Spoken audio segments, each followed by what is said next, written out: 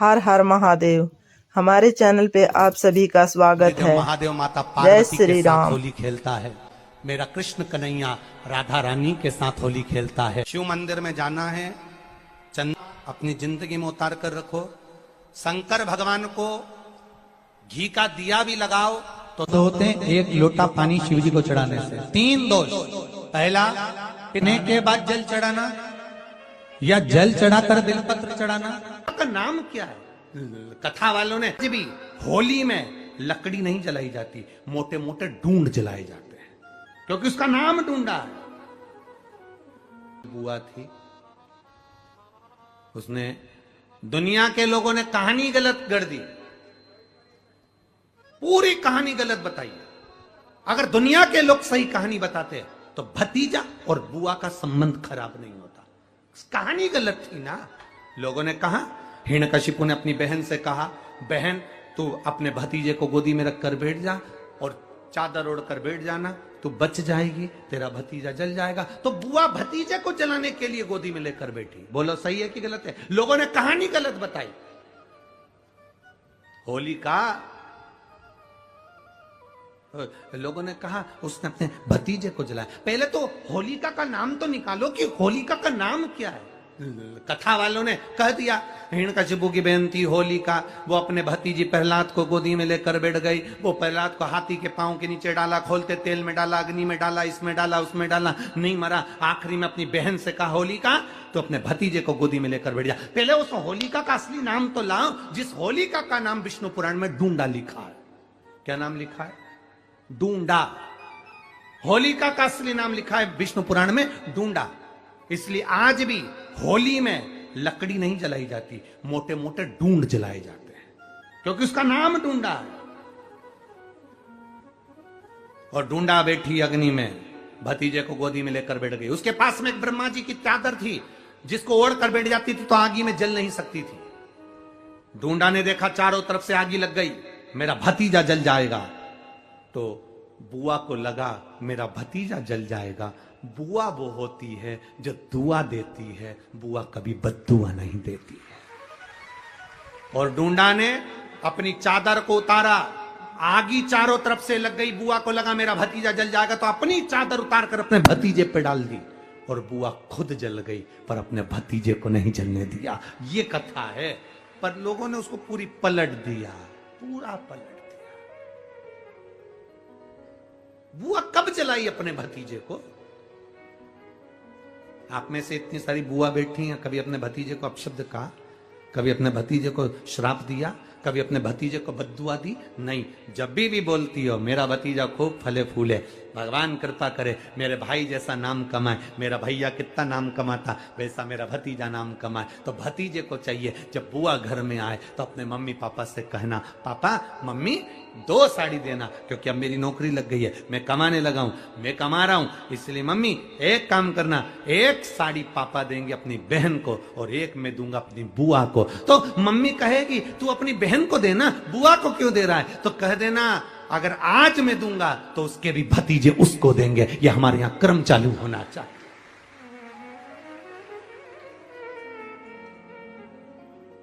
पर करे क्या?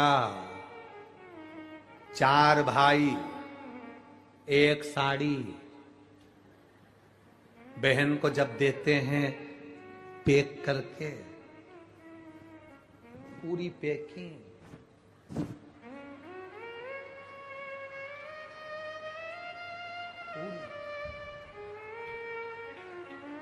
अच्छी बढ़िया वाली साड़ी। अगर ढीली ढीली दिखे तो उसमें कपड़ा भी फंसा दे, कागज जोड़ और पैकिंग करके। और 4 भाई 1 साड़ी, चारों भाई राखी बंधवाने के बाद ऐसे हाथ लगा के देते हैं जैसे पूरे पुणे की प्रॉपर्टी दे रहा है, पूरे पुणे की प्रॉपर्टी।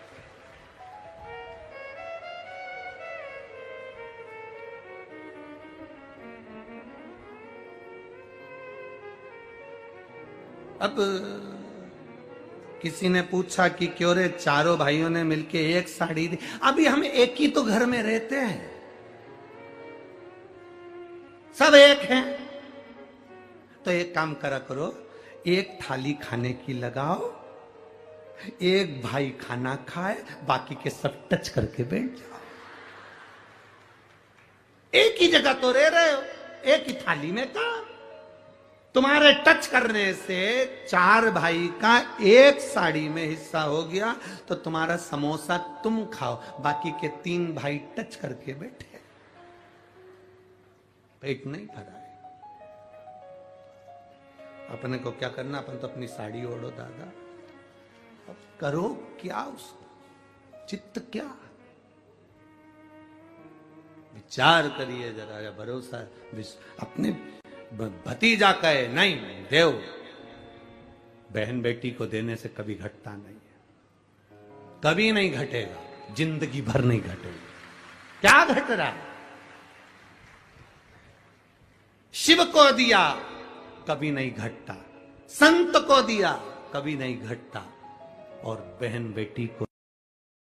हमने कहा क्या है, सारे त्योहार फीके हो गए, होली आ रही है, लगी नहीं रिया की होली जैसा है, दिवाली आती है तो लगता ही नहीं कि दिवाली जैसा है, राखी आती तो लगता ही नहीं राखी जैसा है, सारे त्योहार फीके हो गए गुरुजी। हमने कहा त्योहार फीके नहीं हुए, त्योहार का कलर फीका नहीं हुआ, त्योहार का रंग फीका नहीं हुआ है, बस त्योहार वही है, गुलाल वही है, मिठाई वही है, गुजिया पपड़िया वही है, खुरमे चकरी वही है, पपड़िया वही है, गुजिया वही है, इंसान वही है।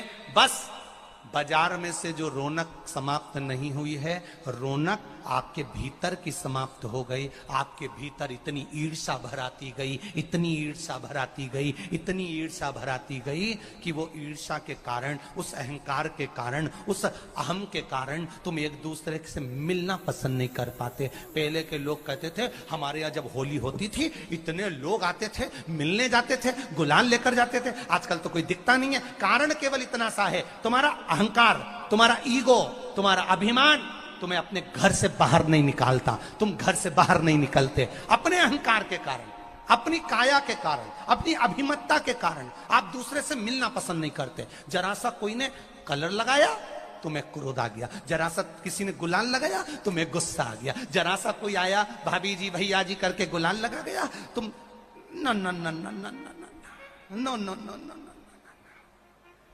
कहां जाओ? इतने वीआईपी हो गए, इतने वीआईपी हो गए, इतने वीआईपी हो गए कि अपने त्योहारों से भी दूर हो गए। मेरा निवेदन है, होली का त्योहार आ रहा है, उस फागुन के त्योहार में मेरा देवाधिदेव महादेव माता पार्वती के साथ होली खेलता है, मेरा कृष्ण कन्हैया राधा रानी के साथ होली खेलता है। आप भी अपने इष्ट मित्रों के साथ होली खेलिए और दिल से खेलिए, दिल से खेलिए, हृदय से खेलिए, भाव से खेलिए, दिल से त्योहार मनाइए। हमारे सीहोर में, सीहोर जिले में एक होली होती थी। उस होली का नाम हमने पिछली बार बदल दिया था। कौन सी होली कर दी थी? महादेव की होली।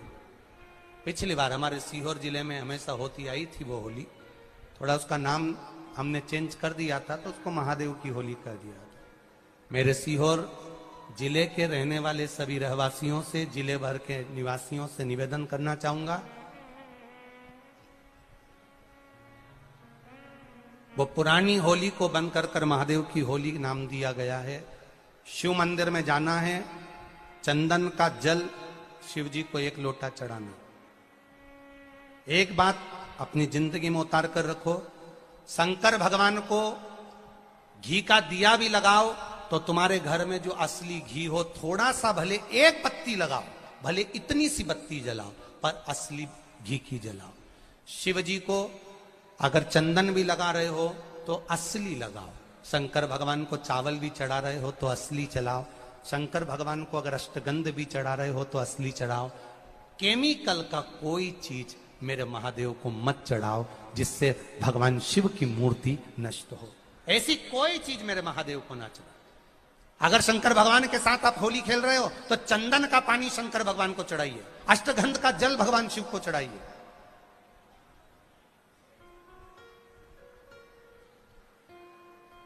तो सीहोर में 5 दिन की जो होली होती है सीहोर जिले के अंतर्गत, वो पुराने समय की बड़ी प्राचीन होली है, उसका नाम दूसरा था। अगले वर्ष से उसका नाम महादेव की होली रख दिया गया है। तो 9 तारीख को, 8 तारीख को तो जो धुरंडी होती है उसके अनुसार ही होली रहेगी, पर 9 तारीख को सीहोर में महादेव की होली मनाई जाएगी, जिसमें सभी लोग अपने अपने शिवालय में जाकर 1 लोटा चंदन का जल शिव मंदिर में समर्पित करेंगे। सीहोर के निवासी, सीहोर के रहवासी 5 मंदिर, चमत्कालेश्वर मंदिर, गुप्तेश्वर मंदिर, बड़ा बाजार मंदिर, शुक्ला मंदिर और मनकामेश्वर मंदिर में हम भी सीहोर में जाएंगे 9 तारीख को सुबह 10 बजे चमत्कालेश्वर मंदिर से। आष्टे वाले नहीं माने हैं तो आष्टा में 11 तारीख को सुबह 10 बजे महादेव की होली करने के लिए हम पहुंचेंगे। बाबा देवाधिदेव महादेव पहुंचेगा। तो सीहोर वालों और आष्टा वालों करो तैयारी, आ रहा है त्रिपुंड धारी महादेव की होली बड़े आनंद के साथ। मेरा निवेदन सीहोर के आसपास के रहवासियों से, आष्टा के आसपास के रहवासियों से, कि सीहोर जिनको महादेव की होली का आनंद लेना है वो सीहोर के आसपास के लोग 9 तारीख को सुबह 10 बजे महादेव की होली का दर्शन करने आ सकते हैं। और जो आष्टा के आसपास के हैं वो आष्टा में पहुंच सकते हैं 11 तारीख को सुबह 10 बजे। भगवान शिव की भक्ति अपने अपने शिवालय में जाकर, मेरे सीहोर नगर के सारे निवासियों से कहना, सीहोर जिले के वासियों से कहना, हमारा आना मूल नहीं है। ये तो 5 मंदिर जाते हैं, एक नियम है, नहीं तो उसका कोई शोभा यात्रा या जुलूस का क्रम नहीं। 5 मंदिर में जाकर शंकर भगवान को चंदन का जल चढ़ाना, ये मूल है। महादेव से होली खेलना। आप भी भगवान शंकर के मंदिर जाइए और महादेव को 1 लोटा चंदन का जल अवश्य चढ़ाइए। जो सीहोर जिले के निवासी हैं उनसे कहना है। बाकी क्या आप लोग तो होली बाबा के साथ मनाते ही हैं, जैसा मनाते हैं वैसा ही क्रम आप लोग रखिए। देवराज ब्राह्मण चोरी करने के बाद भी भगवान शंकर के धाम गया है। उसका एक कारण था कि देवराज ब्राह्मण की माता 1 लोटा जल शिव को समर्पित करती। कितना जल? जम के बोलिए जरा। 1 लोटा। और आप सबको कहूंगा, शिव मंदिर में प्रतिदिन 1 लोटा पानी, 1 लोटा जल अवश्य अवश्य चढ़ाना।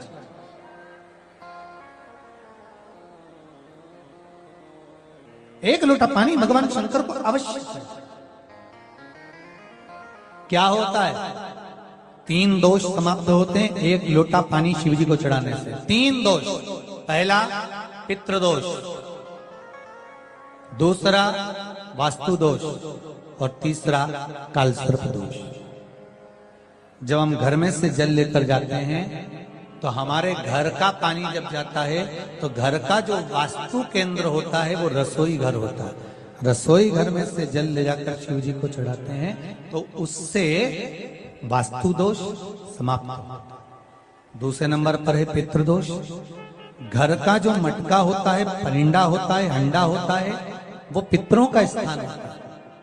उस पितरों के स्थान पर जो जल भरा होता है उसमें से अगर भाग भगवान शिव को चढ़ाया जाए तो पितरों का देवता आर्यमा भगवान शंकर के कहने पर चलता है। इसलिए वो भाग जब शिव को प्राप्त होता है तो आर्यमा संतुष्ट होकर पितरों को भी फल प्रदान करता है। तीसरे नंबर पर कालसर्प दोष।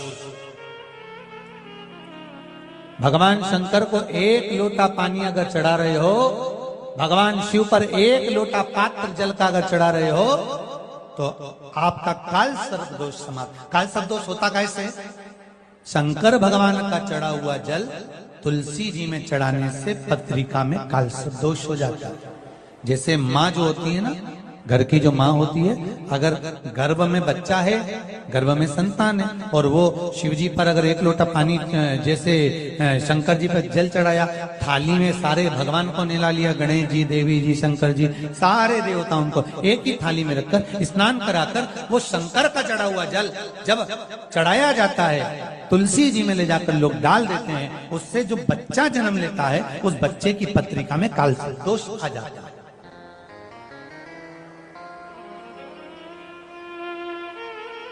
इसलिए शिव महापुराण की कथा कहती है,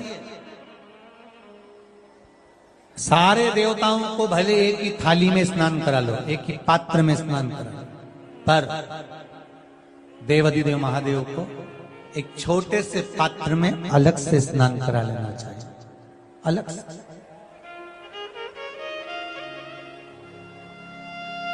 और उस पात्र का जल, शिव जी को समर्पित करा हुआ जल तुलसी जी में नहीं डालना।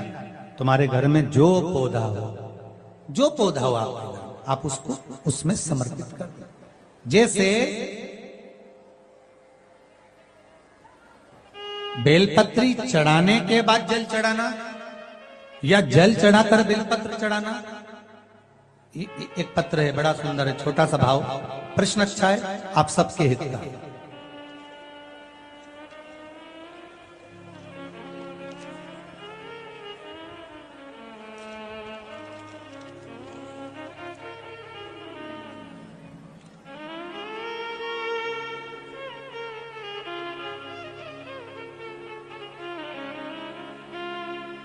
अरुणा जी अग्रवाल जयपुर, झरना जी अग्रवाल जयपुर राजस्थान से इन्होंने प्रश्न किया है, गुरुदेव दूध, कच्चा दूध केवल शिवलिंग पे चढ़ाना चाहिए या पूरे शिव परिवार पे चढ़ाना चाहिए? प्रश्न अच्छा है। और शिव महापुराण की कथा, रुद्राक्ष उत्सव चल रहा है, तो आप उसको समझें। दूध केवल शिवलिंग पे चढ़ाना चाहिए या जो शिवलिंग के आसपास में सभी परिवार विराजमान होता है उस पे भी चढ़ाना चाहिए? अगर लिंग पुराण आप उठाकर देखेंगे तो लिंग पुराण में एक बड़ा सुंदर संवाद आता है जिसमें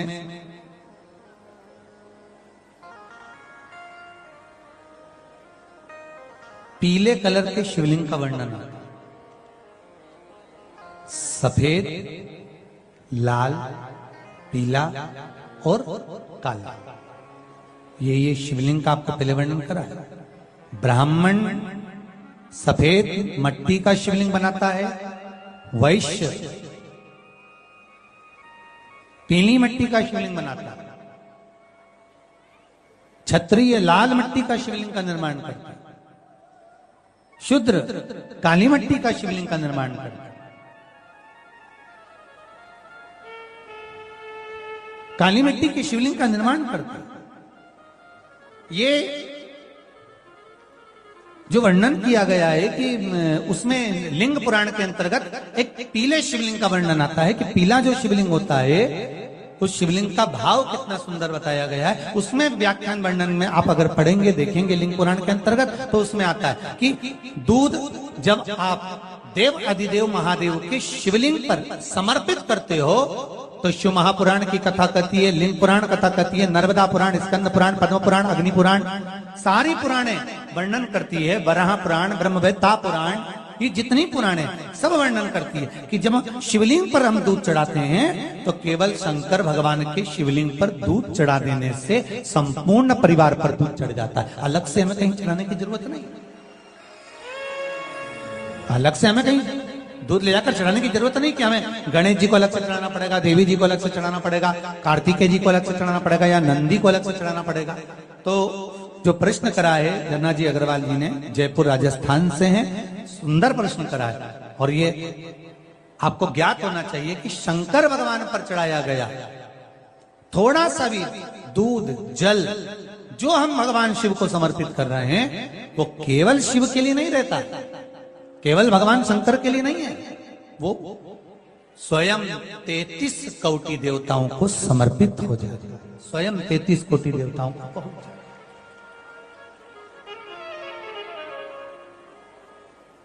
अलग से देने की जरूरत नहीं है।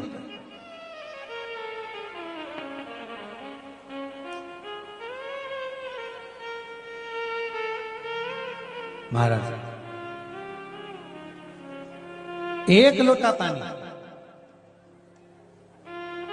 बेलपत्री आप शिवलिंग पर पहले चढ़ा रहे हैं, उसके बाद जल चढ़ा रहे हैं। दूसरा, जल चढ़ाने के बाद बेलपत्र चढ़ा रहे हैं। ये दो अलग अलग क्रम है शंकर भगवान की पूजन के। आप समझ लीजिएगा जरा, ये प्रसंग कभी नहीं आया, आज आया है तो उसको समझ लीजिए।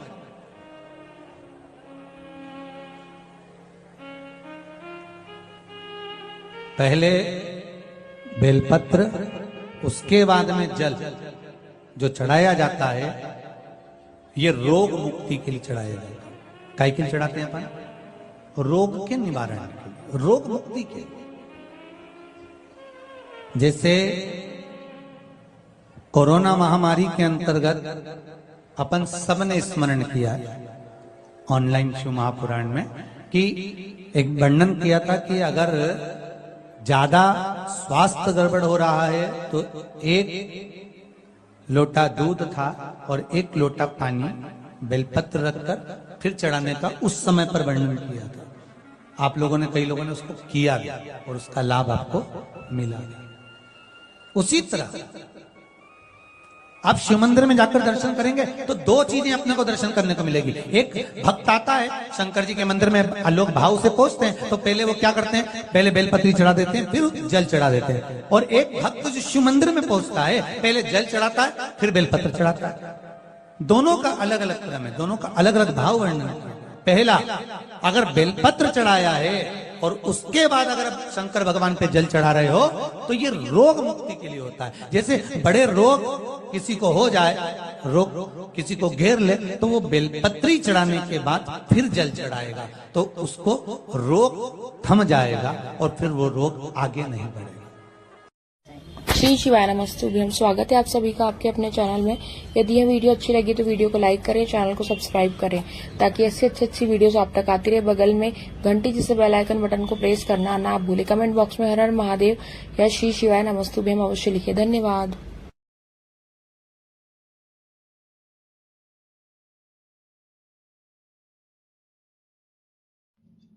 अगर वीडियो अच्छी लगे तो चैनल को लाइक, शेयर और सब्सक्राइब जरूर कीजिए। हर हर महादेव।